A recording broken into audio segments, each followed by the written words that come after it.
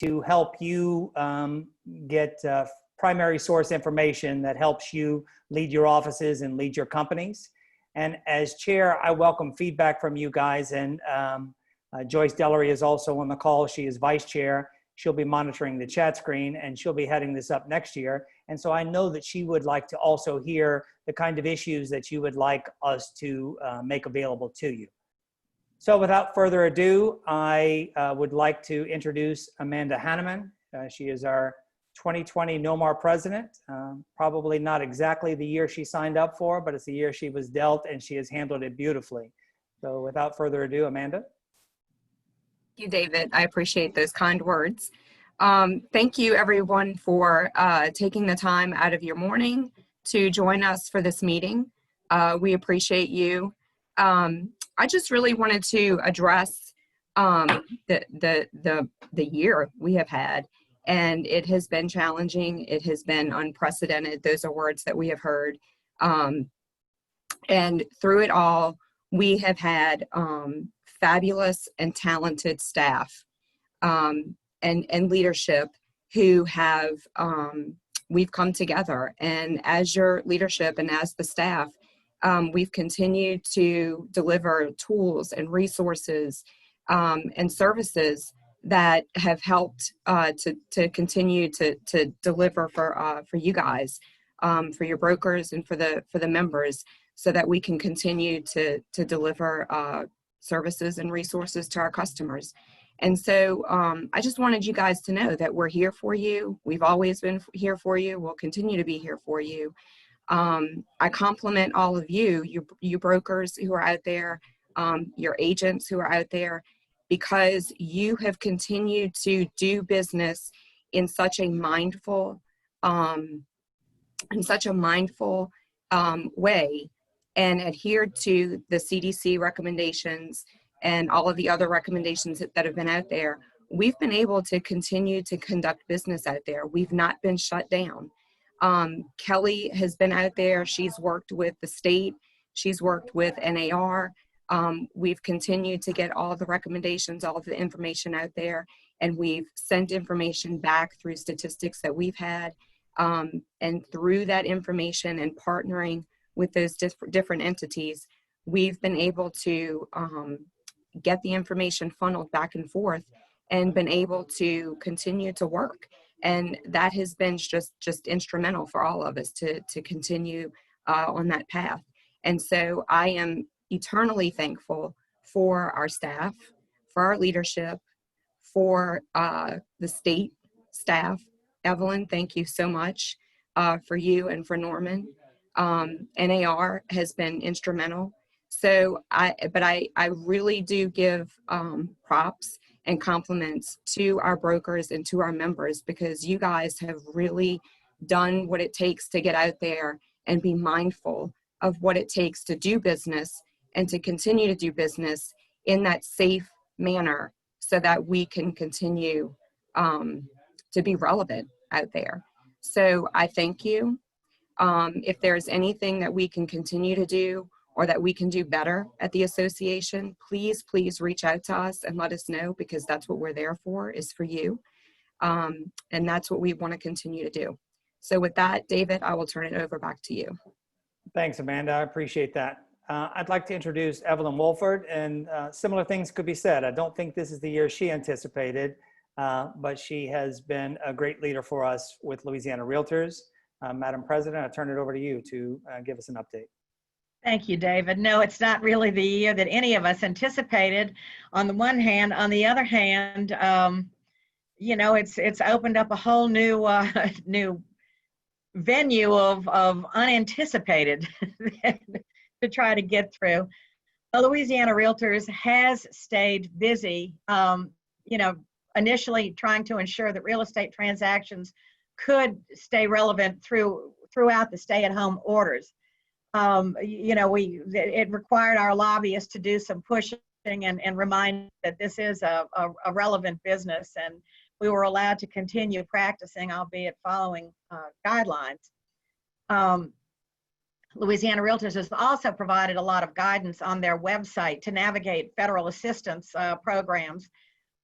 and how to work safely and responsibly.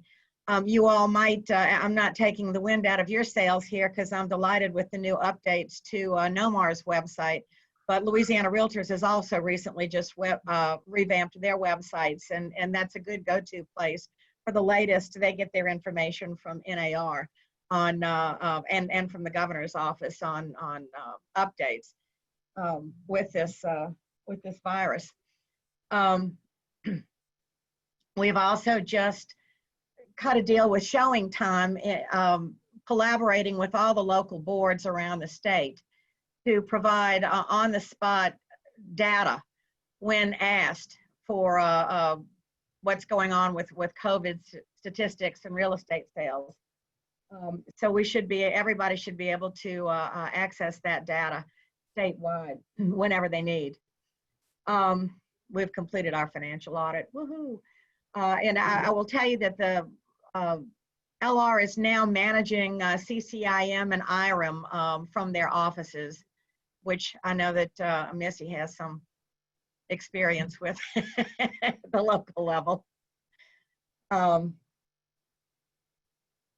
We also have our legislative wins. I'm not going to get into that too much because I'm going to leave it for Kelly. But we were successful in getting some limited liability for real estate professionals and small businesses for legal claims related to COVID-19, which I think is, a deep breath for a lot of folks. At 1 o'clock today is a webinar that, I don't have the information for you right this minute, but I guess you could probably go to LR's site and get it. Discussing the Main Street Recovery Fund. Our Treasurer Schroeder is going to talk about that, and I think, Kelly, you go into detail, but I think it's another $15 million for those who haven't already received federal funds for real estate expenses. Might be of interest to many of you. And we had defeated the attempt to lengthen the delay to evict non-paying tenants and extended the state historic credit until 2026, subject, of course, to the governor's approval. The last thing I want to mention is that we have a town hall meeting that I believe everybody is invited to, virtually, of course, on July 16th from 1:30 to 2:30. Our spring meeting won't be held. It has now been changed to a virtual meeting on July 23rd, and I'll mention that in 2 seconds. But the reason there's a week's difference between the two is that NAR President Vince Malta will be at our town hall meeting, and this is what fit in his schedule. So he will be giving us an NAR update on things. So I hope everybody can join us there. And then finally, our meetings will be held, our mid-year meeting will be held on July 23rd, virtually. We were initially in the beginning of May, the executive committee met, and everybody at that point in time, myself included, was so sick of Zoom and GoToMeeting and the whole 9 yards that it was almost without discussion a unanimous vote to have a live meeting, because we all thought we'd be further along than we are right now. Certainly hope. With the latest news updates, we kind of reconsidered this past week and decided it really isn't a smart idea. We're not even into phase 2 yet. So we're back to a virtual meeting next July 23rd. And because would not have been our typical meeting with all the programs that we typically offer for a meeting, it's a lot to ask everybody to drive across the state for, a couple of hour meeting at best. Anyway, that will be held virtually. So those of you who are directors, please pay attention to your LR notices about that.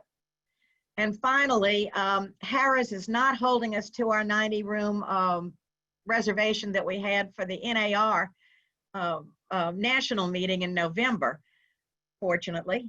And they're delighted to work with us because all these hotels are pretty much desperate at this point in time. I think we will be hosting our year-end LR meeting live, subject, of course, to what's going on, probably sometime in October in New Orleans with the installation of next year's president. So you know, I hope many of you all would be interested in attending that. And there will be a lineup of things to do with that should this come about, should we be opening back up again. And I thank you for your time. If you have any questions, do not hesitate to let me know. Thanks, Evelyn. I appreciate that. Moving right along, I am going to introduce Missy Whittington. I'm sure all of you know well, our CEO of NOMAR, and she's going to cover some issues going on with NOMAR. Thank you very much, David. As our president, Amanda Hanneman, said, we are here for you. We remain here for you in every way that we can, ready, willing, and able to do whatever it is that you need of us. We're working in the office, but we're working smartly, and we're trying to help our agents to work smartly and meeting their needs. We're doing some things differently. We are doing a lot of things where if realtors have to come to the office for certain things, we're working with them to meet their comfort level. So if they have to come pick up lock boxes, they call ahead of time, they order them, they pay for them, they give their shackle code and we program it. And then when they get here, they either call us or they buzz us downstairs, and our staff brings it down, puts it on a table outside for them, then backs off and lets them take their product and try it out and test it. And if it's good, they wave goodbye and they're done.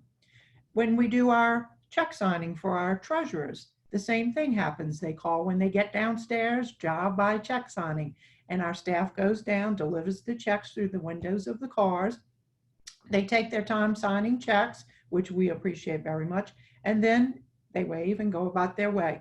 So it's things that we're doing. We're doing those with new members and applications, and with the sales of our products, especially the Realtor face mask, so that anything our realtors need, they can feel free to be able to get it, but not put themselves at any risk and not put themselves at any discomfort. So that's our main goal, to be here to assist in any way that we can. We've done a lot remotely, a lot of virtual sessions, whether it be education or just as far as maybe sessions of information for our members. We'll continue to do those. Our goal and our hope was to start our live classes in July, but since we remain in level 2, stage 2, we're really holding back on that because it's very difficult with the social distancing and with abiding by all the regs set forth. But what we have started, we opened up 2 committee meetings that were live for July. We are seeing from the attendees that they're choosing to do it remotely instead of coming here. Out of our 2 that were larger committees, I think about 80% have chosen to attend remotely. So we will offer both. We want to do whatever the members are comfortable doing, and we want to meet whatever it is that they prefer to do. So with our live education, I would think hopefully by August we'll be able to start that and do it safely. We have some planned, mostly mandatory classes. We know that is needed. We've been offering a lot of that, which Stephanie's going to cover that further. But we know there are some people that just are not comfortable doing remote. And so we're going to start with the live, but they're going to be very scaled down with numbers of attendees. So we have some instructors, a few that will do smaller classes, and that's how we'll roll that out. We'll probably do them more often, but just a lot smaller, so that our members can meet that mandatory class for sure. Stephanie's going to cover a lot more of that and show you what we've been doing and what the plans are going forward. We want to hear from you, our brokers and our managers, of what types of education is needed from your members. We're limited with a lot of the virtual classes. We have 2 vendors who are approved to teach with Arello and with LREC, and we're using them both. That's Donaldson and Bob Brooks, with Keith with Donaldson and with Brent Lancaster with Bob Brooks. Brent can handle a much larger class of up to 300 or so, and Chris's are 50 per class. So we're trying to do the gambit of both so we can cover all the needs. So we'll be continuing to do that. But that's why the limitation is we're limited pretty much to what they're offering. But when we start with the live, we'll be mostly focusing on that story. But let us know if there's anything else that you need that we can do, because whatever you ask for, we're going to figure out a way to make it happen. We also have a few things coming up that are going to be done a little differently now. We have the No More Awards and Recognition Program, which was slated for August, and it was going to be held at the Audubon Tea Room. But with all the latest with the stage 2 remaining, we don't know that that's going to happen. We don't think we'd be able to hold the capacity of the number of attendees who would like to attend, and with keeping with the safe distancing. So we have some plans to do that in a virtual format, whereas we can do the announcing of the winners and the presentations through a Zoom or some type of format like this, like we're doing today, whereas everyone can attend. All the nominees can attend, all of their friends, family, peers. We can accommodate as many as would like to attend. So this way we can have everyone on the presentation, and we can have the presentations be given live. And then once the winners are selected, we have some exciting plans to do something really special to recognize the winners. So that's how the awards are going to be presented this year. And we do have the deadline coming up tomorrow. So if you have someone to submit or would like to submit someone, please do so before tomorrow at 5 o'clock.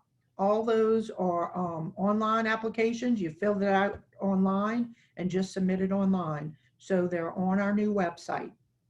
Be sure to submit someone that you know that's either working really hard on behalf of the realtors for the association, or your manager that's working really hard, any affiliates, any distinguished service award is presented for someone who really does a lot of work for the association, for the realtors, for the community, to better the real estate industry for us all. So those are some really great awards, and we have a lot of good people that should be nominated and recognized. So please be sure to do so. We also have our No More GSREIN elections that will be taking place. As you've probably seen, the information on that went out just Monday in the Real News, and then I think another blast went out yesterday. So all those applications, nomination forms, are in the link of that email merge. You can encourage people in your offices. You all know who's maybe our rising stars that should be getting involved. We really want to promote some people to run, a lot of people to run. Some people won't run unless you ask them to.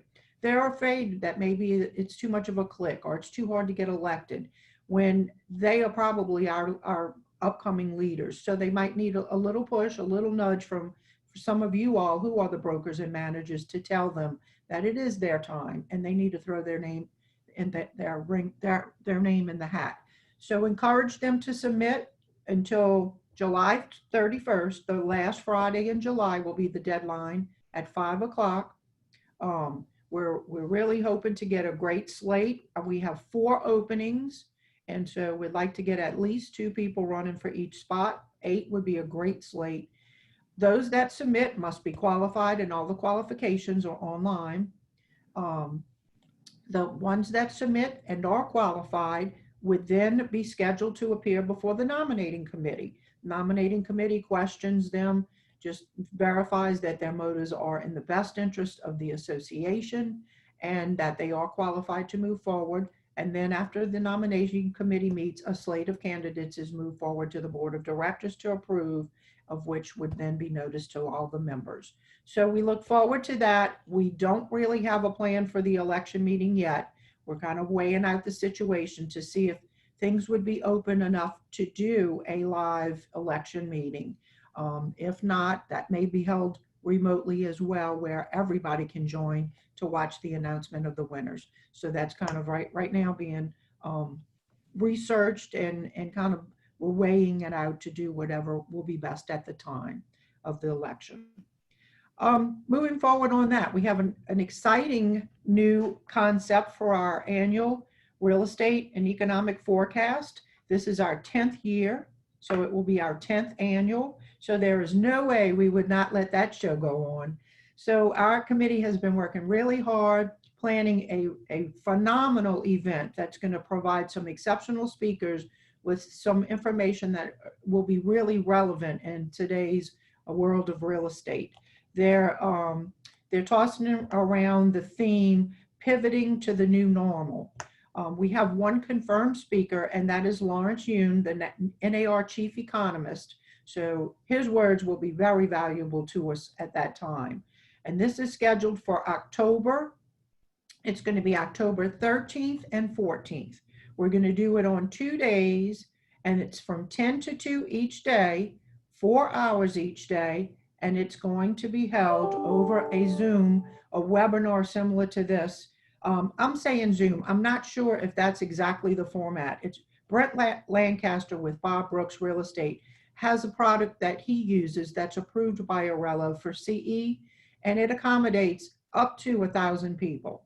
So he has it all worked out where the attendees have to check in so that they're proving that they're there for the 4 hours.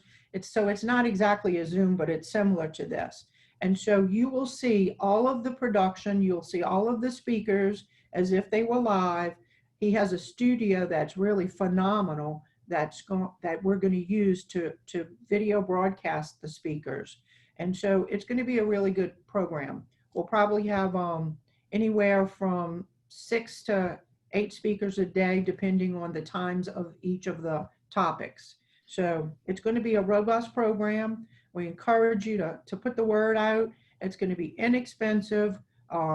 We're just trying to get as many people there and be able to offer a phenomenal program. We don't want anything to fall short to what we do every year at Loyola. So this might be a new, better way to do it ongoing where we're not limited to attendance. So keep that in mind, put it on your calendars, pass the word out to your agents. If they're needing CE in the latter part of the year, fourth quarter, for a minimal cost, they can pick up 8 hours on those 2 days together. So I encourage you to put the word out on that one. And with that, that wraps up my portion of the program. So I will turn it back over to Chairman David. Thank you, Missy. And same goes for you that I expressed to Evelyn and Amanda. Not the year you anticipated, but we value your leadership and appreciate everything that you're doing for us. All right, we are going to move on to Julie LaBerge, who will, she's our communications coordinator at NOMAR, and she is going to walk you through some of the exciting changes with the NOMAR website. Julie? Hello, everybody. Can everyone hear me okay? Thumbs up? Awesome. All right, so as Missy was saying, our staff is working really hard to deliver for you guys, and you guys have been asking and we delivered, and I'd like to present to you guys our new website.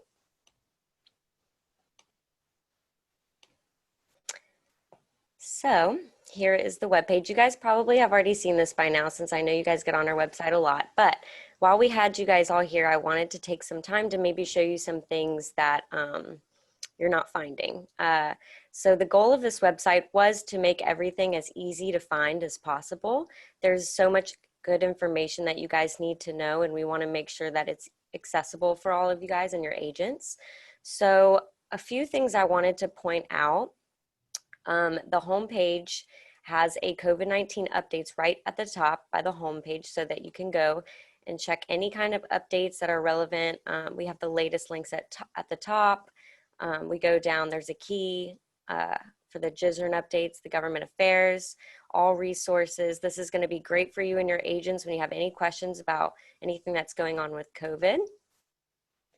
Back to our homepage.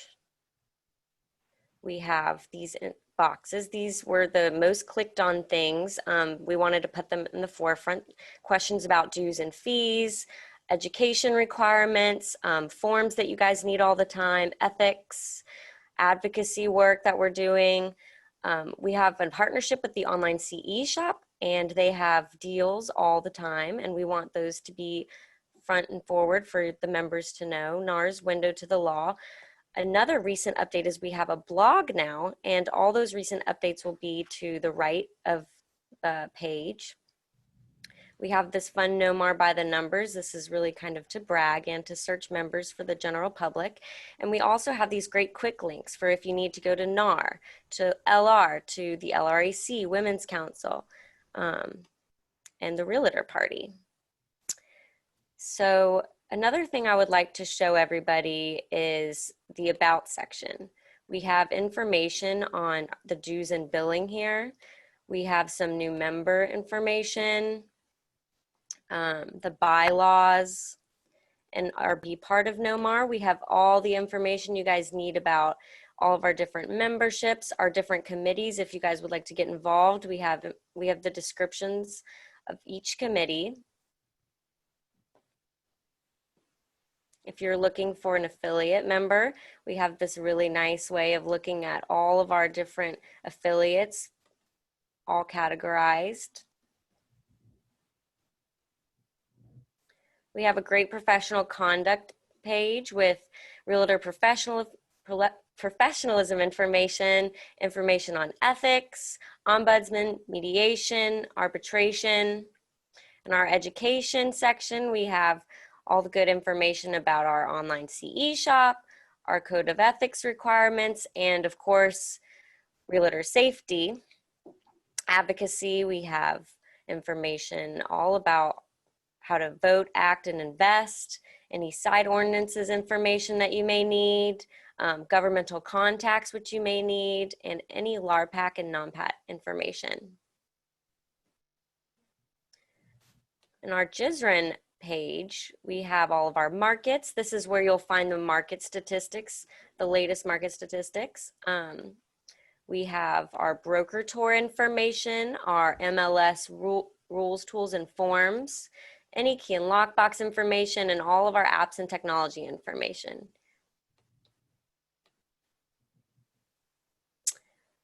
Forms, which you will need to be logged in to see. We have a nice looking new calendar, which we're excited about.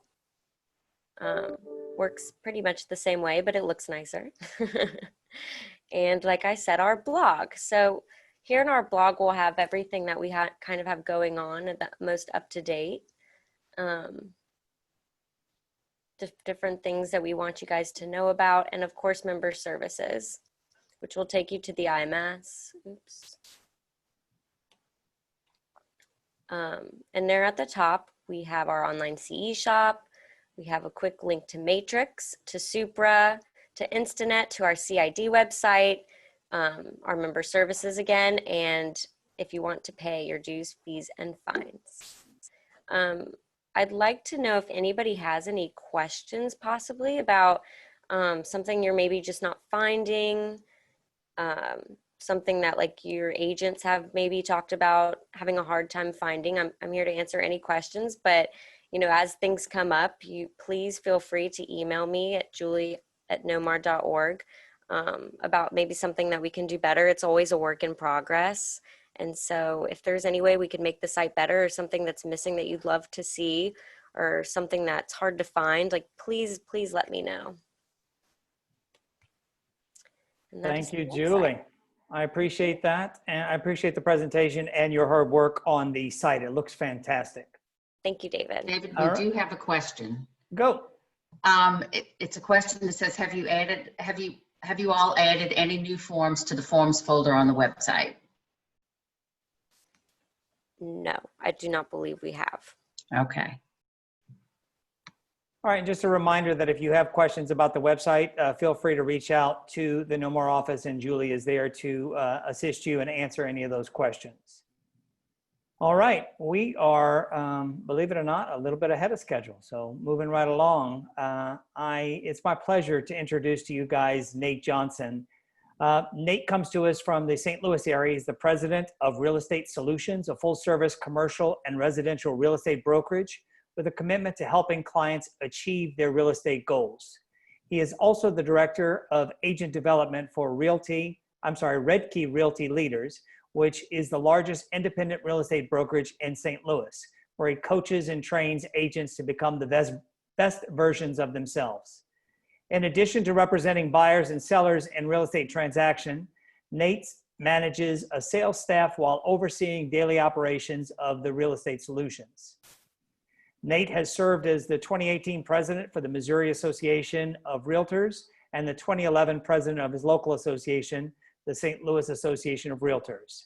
He also served as chair of Smart Growth Advisory Board And this year he comes to us, and that's why he's with us today especially, is he is serving as the liaison for public and federal issues for the National Association of Realtors.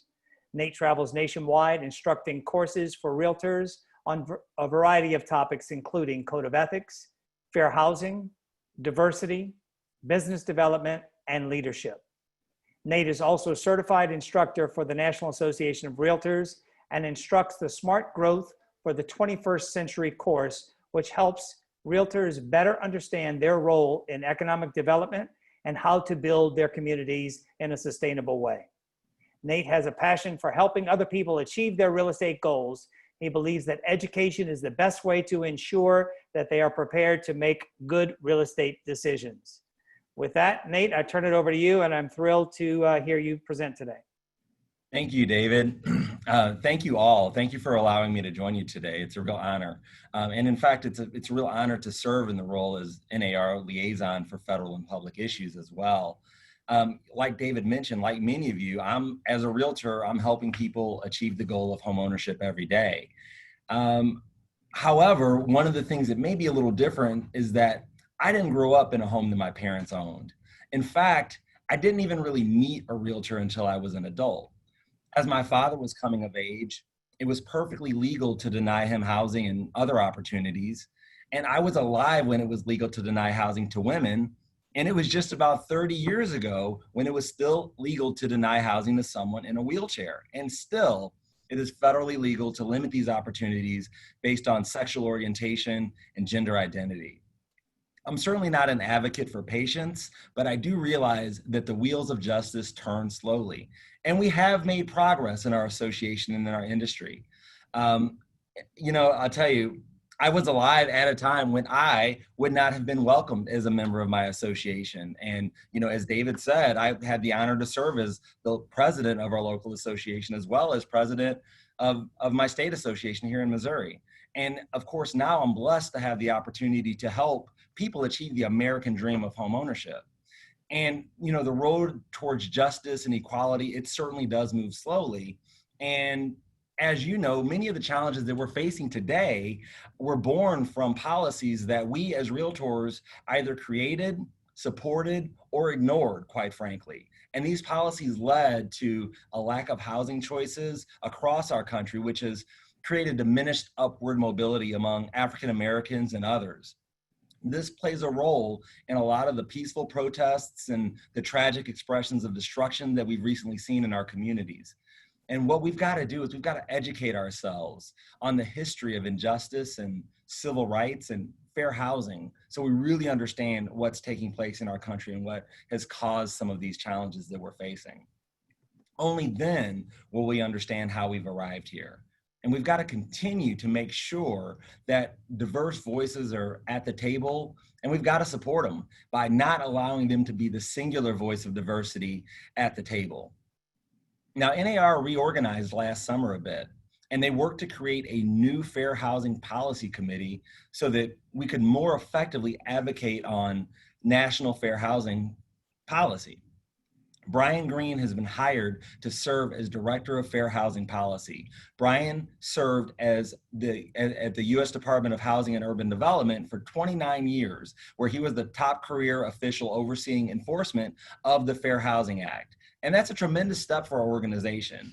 And it's going to certainly ramp up our commitment to create equal housing opportunities within our communities. I'll tell you, I've had an opportunity to get to know Brian, and he is definitely committed and passionate about his role in our association and moving the ball forward and the agenda forward as it relates to creating more equal housing opportunities within our communities. The creation of the Federal Housing Policy Committee was also an important step in moving this agenda forward. The committee works to develop NAR's position on public policies promoting equal opportunity in housing and diversity within the real estate industry, and also to develop and oversee national fair housing and diversity partnership agreements with HUD. Additionally, this committee is tasked with identifying fair housing education needs and goals, and to share equal opportunity and fair housing knowledge, expertise, analysis, and information with other NAR committees where it's appropriate. I'll tell you, if this is something that you're passionate about, I would encourage you to get involved and encourage others to get involved as well. I heard a little earlier you were speaking of making sure that you tap people on the shoulder and encourage them to get involved in the association and getting involved in serving on the board of directors and in leadership. I'll tell you, this is where we make a difference. It all starts at our local level. And we move from our local level, and then we get involved at our state level, and then regional, and then our national level. And we really have a tremendous impact on the communities that we live and work in. I'll tell you, it's, individually, we may not be able to change the world, but what we can do is help the ones that are around us. We can help people around us, and we can create better opportunities for all of us. I don't know if you saw the Newsday report. There was a 3-year investigative journalism report that the Newsday organization created. And this was out of Long Island. And it came out in January, I believe. This was an eye-opening report for many people. What it found is that if you're African American in Long Island, you're going to be treated differently than you would if you were white. And that doesn't necessarily come as a tremendous surprise to many people, but what is eye-opening is the housing choices. What was shown is that 49% of African Americans, nearly half, right? 49% of African Americans were shown different neighborhoods than their white counterparts. And they were not shown the homes that their white counterparts were shown. So that's just tragic, because what it shows is that although the Fair Housing Act was passed in 1968, over 52 years ago, we still have a long way to go as it relates to creating a real just community as we move forward with equal housing opportunities. And one of the things that, about Long Island is that report could have been anywhere in the country, I believe. If you happen to take a look at it, I would encourage you. It's a video. You can watch you can go online and watch. They removed the paywall on Newsday so that everybody can see this report. And it's about a 30-minute video that you can check out and really see what's happening there. And I think that what you may recognize is that maybe yourself or maybe someone that you know has said many of the things that are said in this video. Because so often when we're helping people and achieve the goal of home ownership, we don't necessarily know what our implicit biases may be. And that's something that's critical for us to understand so that we can get to the next level. And when we talk about our communities being very homogenous, that was purposeful when we look at the creation of these communities where you did not have access for minorities, and when we look at our federal lending policy, their preference for homogenous communities, they would not lend in integrated communities. FHA loans, by the time we got to about 1970, less than 5% of FHA loans were issued to minorities. And that creates the challenges that we see today. And it's up to us as realtors to work to create better outcomes within our community. So let's look at how that, let me give you an example about how that works. So if we look at 1947, Levittown in New York, okay? And this is actually part of the area that was covered in this Newsday report, Levittown.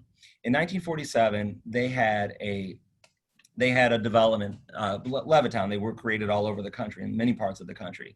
And there was such a housing shortage as a result of all of the soldiers coming home from World War II and starting families, that they sold, in the first 3 hours that this development was open, they sold over 1,200 homes in 3 hours, which is phenomenal. And also, not only that, by the time the development was completed, they had about 8,000 homes there. 100% of those homes were occupied by Caucasians. No minorities were allowed to purchase homes in that community. Even though the homes were very affordable, anyone could afford them, only white citizens were able to buy homes in that neighborhood. And when we look at the cost of that, we look at the fact that in those days, that was about $7,000, $8,000, which equates to about $100,000 in today's dollars. Okay, the communities that African Americans and other minorities were able to purchase homes in cost about the same amount, $7,000, $8,000, $100,000 in today's dollars. But when we look at what those homes are worth today, that's when we can really understand how upward mobility and financial empowerment was not created. Because the homes in Levittown today routinely sell for $400,000 or $500,000, modestly updated. Whereas the homes in the adjacent communities that were that African Americans, in other words, were able to buy within, those homes are selling for about $100,000 today. So what we saw is very little, if any, wealth accumulation and home value appreciation. And as realtors, we know that the equity that we build in our homes is used for a variety of reasons, whether it's taking advantage of business opportunities, paying for educational opportunities for ourselves and our children, allowing them maybe to have a debt-free college experience, all of these things. And there's so many more things that we do with the equity that is created through home ownership. And there's just so many of us that were denied those opportunities. And it's up to us to work to ensure that we sort of right those wrongs and create opportunities to create a more inclusive housing environment and create opportunities for wealth building all around our country. So NAR did create a new Fair Housing Action Plan, and it's abbreviated ACT, A-C-T, and it emphasizes accountability, culture change, and training in order to ensure that America's 1.4 million realtors are doing everything possible to protect housing rights in America. Among other things, the plan specifically commits NAR to work closely with state association executives to ensure that state licensing laws include effective fair housing training, hold real estate agents accountable to their fair housing obligations, also launch a public service announcement campaign that reaffirms NAR's commitment to fair housing and how customers can and consumers can report problems. Integrate fair housing into all realtor conferences and engagements to include a fair housing theme throughout the May mid-year meetings. Explore the creation of a voluntary self-testing program in partnership with the Fair Housing Organization as a resource for brokers and others who want confidential reports on agent practices so that they can address problems. Also create more robust fair housing education, including unconscious bias training and education on how the actions of realtors shape communities. Conduct a national study to determine what factors motivate discrimination in sales markets. Profile leaders who exemplify the best fair housing practices and workplace diversity. And develop materials to help realtors provide consumers with information on schools that avoid fair housing pitfalls. So ACT shows NAR's actions to address housing discrimination, but we realize that more needs to be done to address these structural issues that permeate our culture and our society. So NAR has also launched an online workshop entitled Bias Override. We've partnered with the Perception Institute to create a video that helps members avoid implicit bias in their daily business interactions. And you can check out that video at nar.realtor. It's a very powerful video. I would encourage everyone to take a look at that, and it's going to show you some things that maybe you may not be aware of. Also, NAR Chief Economist, Dr. Lawrence Yun recently published a 5-point plan that will work to increase the number of African-American homeowners and help to close the persistent gap in home ownership between whites and other minorities. Number one, he says to build more homes to increase supply. The lack of housing supply makes converting from renting to owning very difficult, and the lack of viable purchase options and the resulting competition rapidly push up home prices, which precludes some potential first-time home buyers from entering the market. And when we talk about potential first-time home buyers, what we realize also is that the rate of home ownership within the African-American community is about 43%. Okay, so less than half of African Americans own homes, which means that you've got a good shot that there's a lot of first-time home buyers within that community or potential first-time home buyers there. So we've got to create some opportunities and options to help them take advantage of home ownership, in addition to creating some of the things that I was discussing a little bit earlier. So number two is to build more homes in opportunity zones. NAR strongly supports opportunity zones as a means by which to invest in the revitalization of economically distressed areas. Number three, increase access to down payment assistance. Saving for a down payment can be the biggest hurdle for renters, as we know, as they're looking to become homeowners. In recent years, a growing number of first-time home buyers received help from family members with their down payments. However, due to these historic gaps that we've got, the historical gaps in home ownership, that diminishes the ability to access and accumulate wealth, especially among African Americans. You heard me discussing the Levittown example. That's a prime example of why that challenge exists. So as a result, increased access to federal down payment assistance based on certain income thresholds is vital, particularly among African Americans. Number 4, we've got to strengthen FHA's loan program. FHA loans have been an important source for financing for first-time home buyers as well as minority households. So shifting federal dollars to strengthen the FHA program could not only lower the mortgage insurance premiums and monthly mortgage payments, but it will definitely increase the rate of home ownership there. We will need to also expand alternative credit scoring models. This is number 5, expand alternative credit scoring models. We're talking about including rent and utility payments, and thereby it's going to add more positive payment histories to better demonstrate the financial responsibility and wherewithal of a potential home buyer. And what we understand is that not everyone is prepared for home ownership. One of our goals is to get people prepared for home ownership and not allow people to be taken advantage of by predatory lending practices or have them invest in home ownership only to be foreclosed on because they really weren't prepared to be successful homeowners. It's up to us to create opportunities for home ownership within our communities. So, and as you know, switching gears a little bit, as you know, the National Association of Realtors recently announced that the 2020 Realtors Conference and Expo, which was previously scheduled on November 13th to 16th in New Orleans, will be transitioned to a fully virtual format in light of ongoing health and safety concerns stemming from COVID-19 pandemic. I'll tell you, NAR completed the first ever virtual iteration of its legislative meetings from May 12th to 14th, where we had 28,000 participating realtors, which nearly tripled the annual conference's average attendance.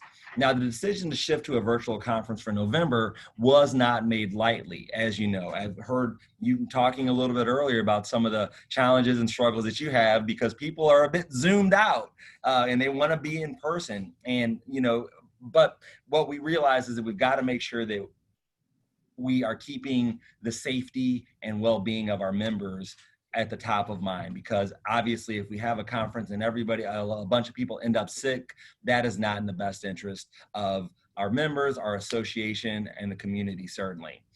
So last month, NAR's research group conducted multiple surveys to gauge member and association staff's willingness to attend an in-person conference.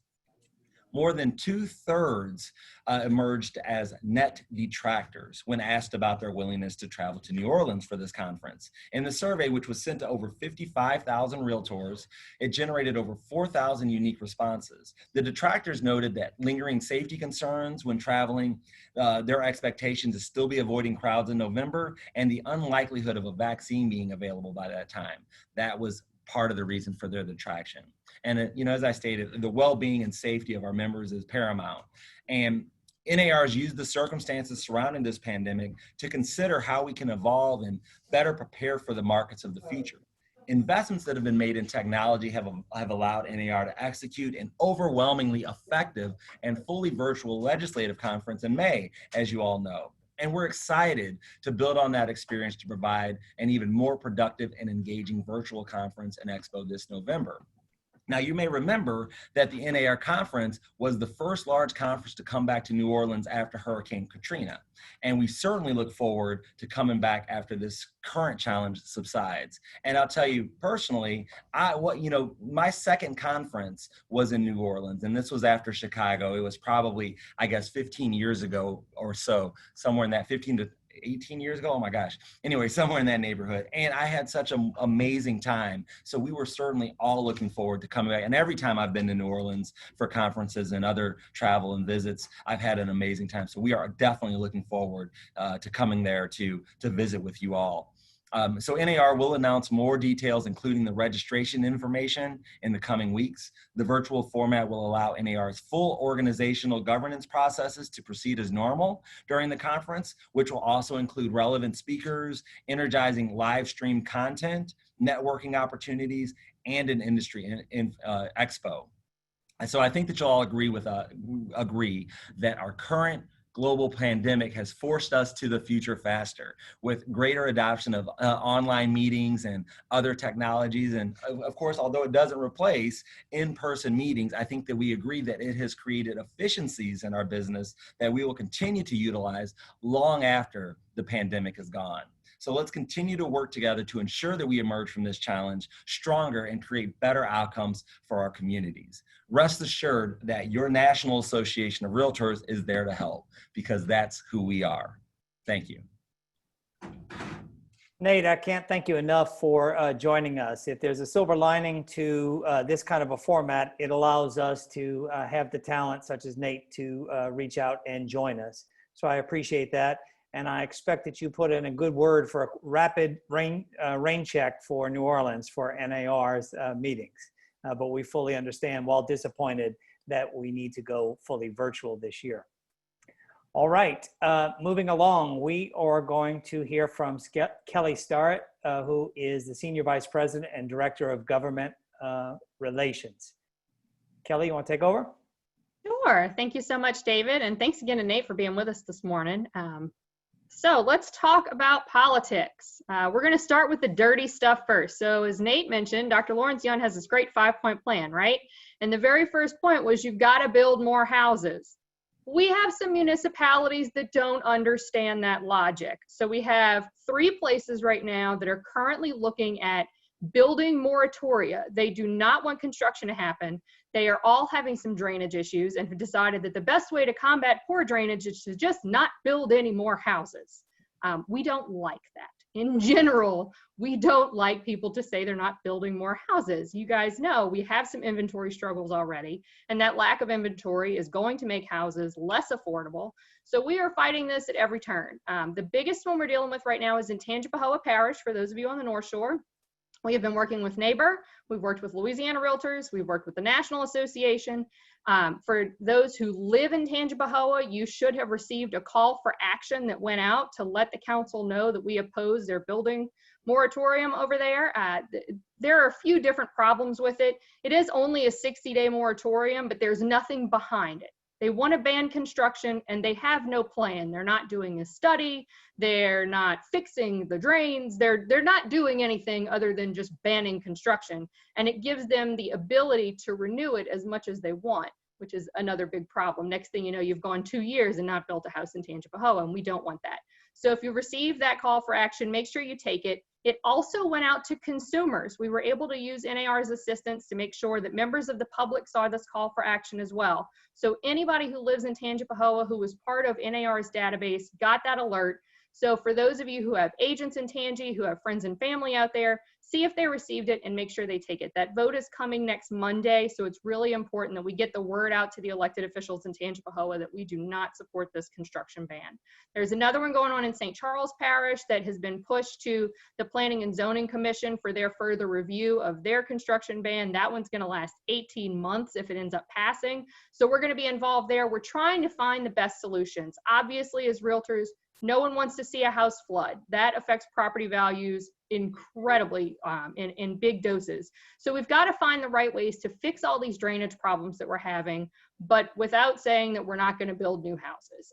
So if any of you are civil engineers or know people with really great ideas, please let me know. We're looking for the best, smartest solutions that we can live with, that the builders can live with, and that will make sure that the people in these areas don't flood anymore. Moving along from that, let's talk about some phase 2 guidelines for realtors.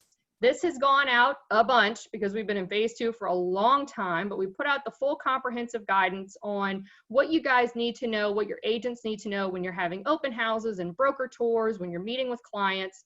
The short version is the state order says employees shall be required to wear masks when interacting with the public. Orleans and Jefferson are more restrictive. Everybody needs to wear them all the time. Okay, so if you're in Orleans and Jefferson, you have to be wearing your mask when you're talking to people in your own office and when you're working with the public. Now, the use of the word employee does not mean that independent contractors are exempt. Independent contractors and employees are interchangeable here, so this still applies to realtors. The public is also your clients. Think of those as interchangeable. So you guys should be wearing these masks. I have had a few calls from members of the public not being ugly, not being accusatory, but calling and saying, hey, I was at an open house. Should the realtor have been wearing a mask? Yes, the realtor should have been wearing a mask. If the realtor doesn't have a mask, I am happy to sell one to them. For $15, you can buy a realtor face mask in support of LARPAC, and you can wear it. Thank you, Rosemary. That is a beautiful mask. You can wear it and show your realtor pride when you are working with your clients. But the short story here, guys, is wear your mask. We shouldn't have members of the public calling the NOMAR office and saying, hey, I was at an open house. Shouldn't the realtor have been wearing one? Yes, you should have. Whether you're in Orleans and Jefferson with the restrictions, or you're in, St. Tammany Parish, anywhere you are in the state, if you're working with a client, make sure you have your mask on. All right, so the rest of the phase 2 guidelines are still on our website. We still put them out in the newsletter periodically. If you have any questions on those, please let me know. We hope we get into phase 3 soon so that you don't have to wear your mask everywhere you go, but it doesn't look like our trends are going in the right direction. But as we get more information on these restrictions, we will keep you guys posted. We have had a few questions about if you have an open house, what do you do about food? Guys, I'm going to say use some common sense here. Don't put out a tray of cookies. Do things that are individually wrapped, so that way people aren't putting their hands all over things that other people are going to try to eat. Bags of chips would be okay. Bottles of water, maybe don't put them in an ice chest that people have to go root through. Use an ice bucket so somebody can just grab a bottle and go. Hand sanitizer stations, those kinds of things are always in good practice for your open houses and broker tours. Also, broker tours, everybody needs to be wearing a mask. Consider yourself, if you're touring, even though you are an agent, that you are now the member of the public, so you should wear your mask too. Mask, mask, mask, mask, mask. Okay. Other things to talk about, Evelyn did mention the Main Street lending program that the state has just announced. I do encourage you to jump on that webinar. There's not a lot of huge detail available on it. So the webinar is today at 1 o'clock that Louisiana Realtors will be hosting. You can email me if you want that registration information. I'll be happy to forward it over to you. It's going to be some great info to see whether or not you guys qualify. So it's up to $15,000 if you meet a certain set of criteria. And I was just looking at all of that on the Treasury Department's website. If you suffered an interruption of business, if your business is at least 50% owned by one or more Louisiana residents, if you filed taxes in 18 or 19 or will file in 2020, so there's a lot of flexibility here. No more than 50 full-time employees as of March 1st, and you have customers or employees visit a physical location. So all of these things sound like real estate offices should be able to be eligible for these funds, but we're gonna hope we get some more detailed information on that webinar. The state treasurer, John Schroeder, is a member, he's a realtor, so surely he had you guys in mind when they were working on this program. But definitely jump on that this afternoon. If you need that link, email me and I'll be happy to forward it to you. That is all that I have. I do want to tag in Evelyn really quickly. She had a question that she wanted to pose to the brokers.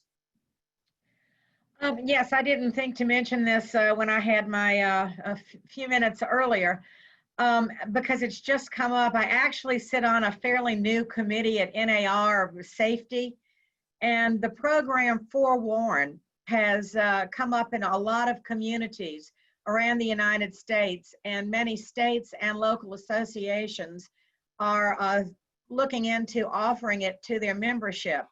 It's an app that you put on your phone, and it helps you to identify who's behind someone making a call to you. So it's a safety item for agents who may be taking desk calls or getting calls on their advertising for appointments, and you can identify who the number is from. You can look it up on this app, and more often it'll give you the criminal background of whoever's calling. There are those who think that's quite an invasion of people's privacy. I can't make any guarantees that the state will provide that to everybody out of their dues dollar, but the first thing I want to do is see whether or not there's an interest. So I'm just throwing that out. You can send me emails, Kelly emails, anybody, Amanda, whatever your thoughts are on it. And if they are negative, I'd certainly like to hear the rationale why, aside from the fact that it does reveal many women's ages. It could be a mistake, mind you. So anyway, think about that and let us know. Thank you. Thanks, Evelyn. Kelly, do you have anything else? No, I do see. So I did look at the link for the webinar, trying to put it into the chat, and every time I click the link, it says it's not available. So I don't know if it's full or if something else is going on, but we'll get to the bottom of that for you guys. All right, Joyce, how about anything else that's in the chat screen? Do we want to catch up on any of that? Yes, they wanted to know the name of the app. It's called Forewarn. Okay. Forewarn is the name Yeah. of it. And I'm not going to debate whether or not it gives too much private information, but it's all public information that is It being is. It's pulled. brought on public sources. Yeah. So take a look at it and respond to Evelyn so that she can carry back to the state association what your thoughts are on the product. Thank All you. right. If we don't have anything else with legislative, we are going to move on to Stephanie Valerie, who is our education coordinator at NOMAR, and she is going to give us some education updates. Stephanie? Thank you, David. So I just wanted to briefly go over what NOMAR has done these last few months, mainly from the start of the year. So quick overview of the CE hours for 2020. NOMAR has offered a total of 106 CE hours, and we have had 3,771 members attend these classes, which I think is pretty amazing. And then we do have 2 upcoming virtual classes for July. Next Tuesday on the 14th, we have the mandatory topic, Fair Housing and Cultural Diversity. This class is being taught with Brant Lancaster from Bob Brooks. It's from 10 to 2. We still have plenty of spots available, so if anybody's needing the mandatory topic, this is a great time to take it. On next Thursday, the 16th, we have virtual real estate, which is obviously a very nice topic with everything going on. They actually just got that one approved right at the start of all of this. And that's, again, being taught with Brent Lancaster from Bob Brooks. And that one's from 12 to 2. And we also have spots available. So if anybody's wanting to register, you just go to nomar.org and go to the calendar and click the link and follow the steps to register. And then for next month, we will start with live classes again. Obviously, we will have strict guidelines and very limited on the capacity of people that we can have. But we have 3 live classes scheduled next month. We have Rick Regan. He's going to be teaching on August 10th and 11th. He's going to be teaching his class, which is Lease Purchase, Owner Financing, and Bond for Deed. Both classes are currently full with, 35 to 15 people. He's teaching in the Metairie Mandeville office. And then on August 20th, we have Discovering Commercial Real Estate. We do have a few spots left open. That is a commercial class, but it's open to, all of our members. It's free for CID members, but and it's $35 for non-CID members. So like I said, we have a few spots available. So if anybody's wanting to register, again, you can just go to nomar.org and register through there. If anybody has any questions or concerns about their classes, feel free to send me an email. My email is just stephanie@nomar.org. And that's all I have from the education department. We do have a couple of questions on Let's that. hear them, Joyce. When will the broker CE class be scheduled? Is there a specific broker class this year? No, there is not. There's no broker mandatory for 2020. The only mandatory topic that's required of everybody is the fair housing and cultural diversity. Okay, and then we had another comment that said that they wish that the class on diversity could be taught by an actual minority. Okay. Thank you for the input. Okay. All right, that clears that screen. And if anyone has questions or comments relevant to our topic, let's get those in and Joyce will get those for us. We are going to move on to Rosemary Scardina, who is Vice President of MLS and Professional Conduct, and she is going to talk to us about some new MLS product updates. Rosemary? Rosemary, you're still muted. I know. I was swore I would do that. Good morning, everyone. Thank you, David, and thank you, everyone, for sticking around. We're way ahead of schedule, and I promise I will not make up the difference. What I'd like to do is start with a brief reminder and overview of NAR's Clear Cooperation and 8.0. Now, bear with me while I pull this up. I'm going to pull a screen up here. Okay. This is a reminder to the brokers to please share this with their agents. NAR has mandated that listings of the types required be submitted to the MLS, and is outlining there single family, exchange, vacant lots, acreage for sale, 2 to 3, 4 family residentials for sale, must be entered to the MLS for cooperation with other MLS participants within 24 hours of marketing a property. Those are the key words, okay? So our rules specifically state that you have 72 hours with the exception of weekends and holidays. However, this rule comes into effect when public marketing is social media, public-facing websites, brokerage websites, including your IDX, which, you know, if you're VOW and you're feeding that yourself, if it's going to signs on the windows, flyers, a multi-brokerage listing sharing network. And what that means is if you are a multi-brokerage, you are allowed to share amongst your brokerage as long as your responsible broker is one person. So you have 10 offices and all those offices have one responsible broker. You're allowed to share them amongst yourselves. However, if you belong to a private sharing network, you are not allowed to submit it to that network. The minute it is reported, and you all know that realtors love to self-police. So what they're going to do is they're going to report it to us. If we see on the, we see if it's been reported, and if it's not been listed for 24 hours from the time it was reported, then you will get an immediate fine and a notice.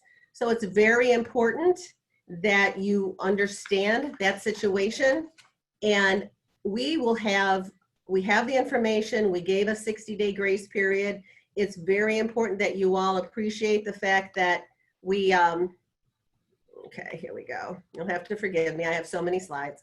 That we're here for you, and we're available, both myself, even Nomar staff, and our MLS tech people are available for virtual office visits, coming to your office if this space will accommodate. We're here to help you understand what the rules are. So please don't hesitate to call, ask, and don't ask someone else, because it's a lot like telegraph, one person, another person, another person. It gets a little distorted. So this is a rule that's mandated by NAR, Clear Cooperation 8.0, and I will be posting this and something that I'll talk about later have already been reposted on our message of the day. So if you're looking for that information to print out, please feel free to go to Matrix and print out those messages of the day, okay? I next want to tell you we're really excited, and has been mentioned several times. It kind of helps me to be the last one in line here so that I can just kind of scoop up all the information that other people have provided. This once in a lifetime situation has pushed everyone to work in different directions, and that does not exclude us in the MLS.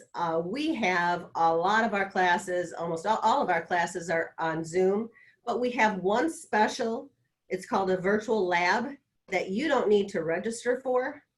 All you need, it's available every Tuesday from 2 to 3. And if you have a question, if you just want to bounce a couple things off of a trainer, you go to our calendar at nomar.org. And on Tuesdays, you click on the link and it will open you right into the lab. That lab is available for 1 hour.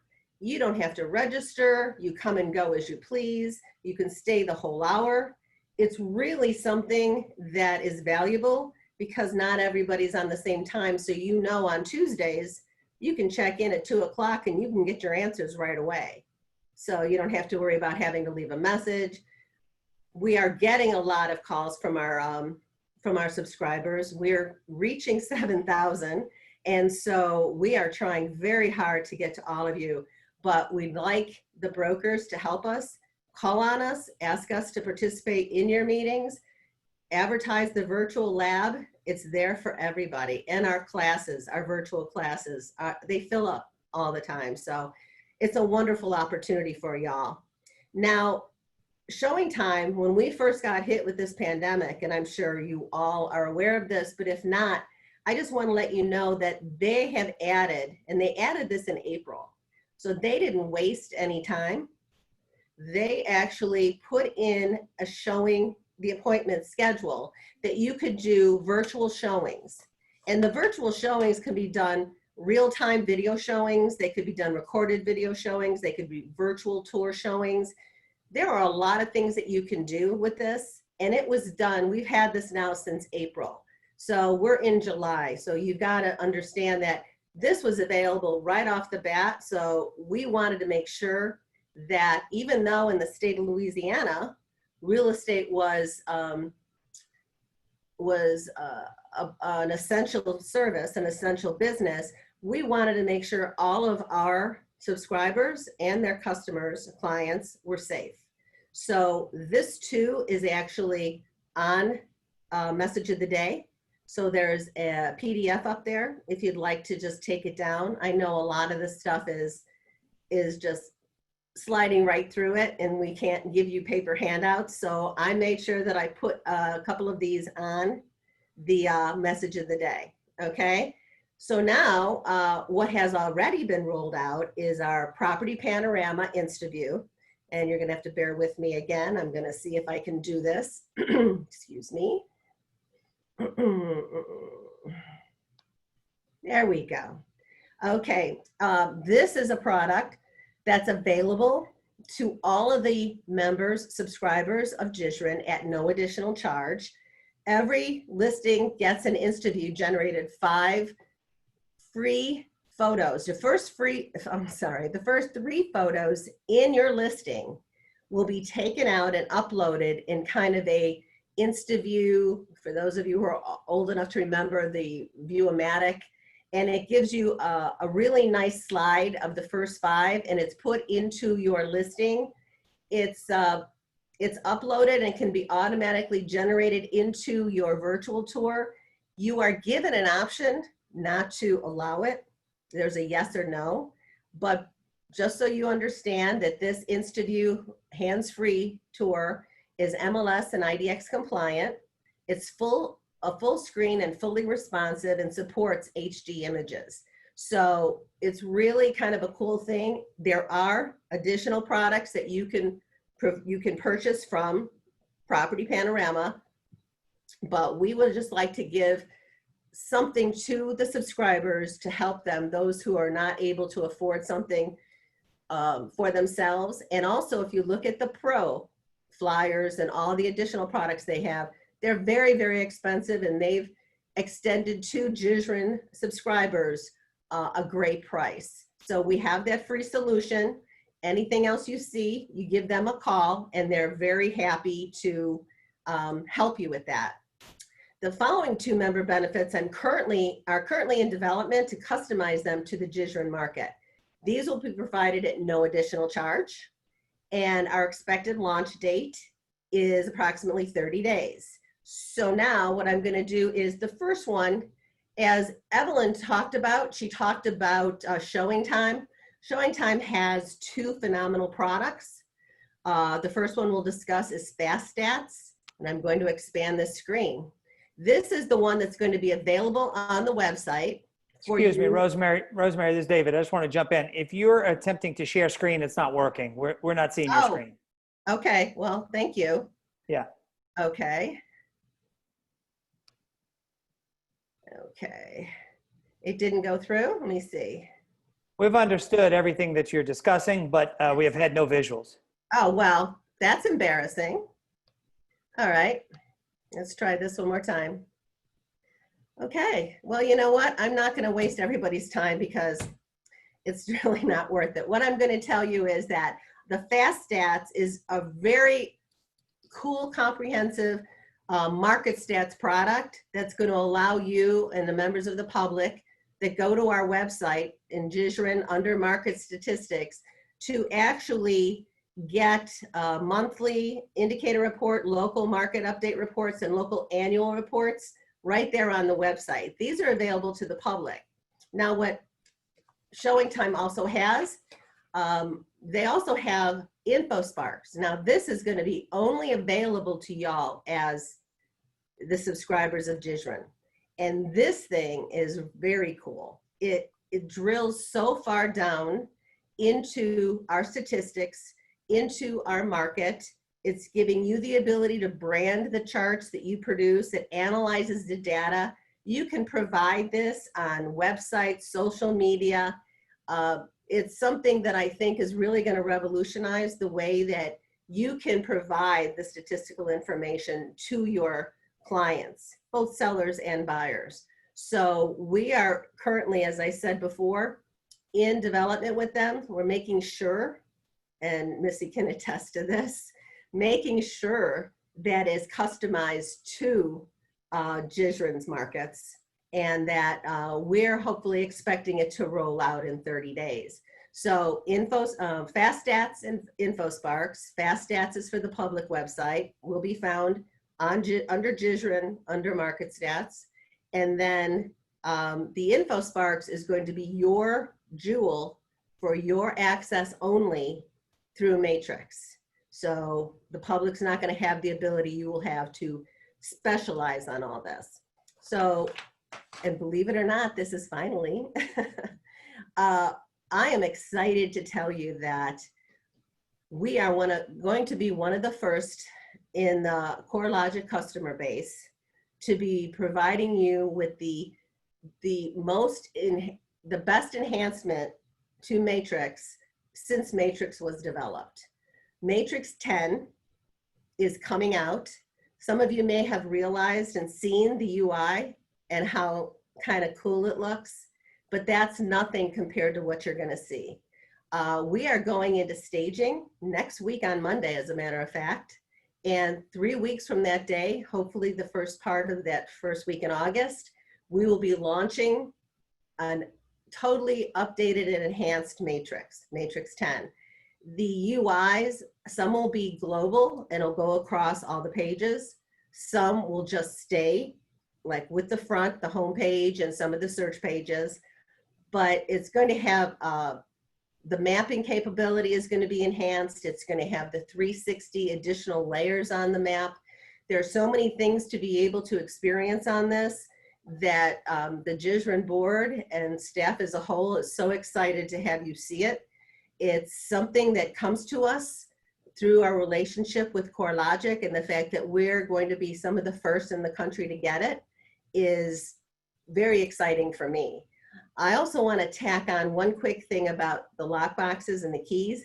Just be aware that your e-key, because we only use e-keys now, your e-key can be programmed, or you can gain an authorization code over the phone. So all you need to do is give us a call. If you're having problems or you've changed phones, your phone crashed, you accidentally deleted the app, you need an authorization code, give us a call and we'll take care of it over the phone, because it just takes 5 minutes and you're good to go and make the money that you're here for. I believe that I am 11:21 and I am finished unless there are questions. Thank you, Rosemary. I just wanted to point out one thing that Kelly just posted in the chat screen in case you all didn't see it, but the LR just informed us that the Main Street lending webinar has been pushed back to July 22. So look for a new link coming out soon. But both Kelly and Evelyn have done fantastic commercials for it. So I'm sure the interest is there, and look for that coming soon. Joyce, anything else we need to handle in questions and answers or chat? There is one question regarding the state MLS. Great. What is the question? It just says state MLS with a question mark. They want to know okay. If, that's something that I'm not personally aware of. You know, that's something that I'm not personally aware of either. The state association is not, it has nothing to do with putting together a state MLS. I do know that there is cooperation among some of the larger MLSs in the state, but I'm not privy to those discussions. All right. Any other questions, Joyce? All right, guys. We are way ahead of schedule, but far be it from me to be the last one in between you and lunch or the rest of your day. And so if anyone else, if no one else has anything else to say, I am going to bid you all farewell. Thank you for attending today, and I look forward to next time. Thanks, guys. Thanks, David. Thank you.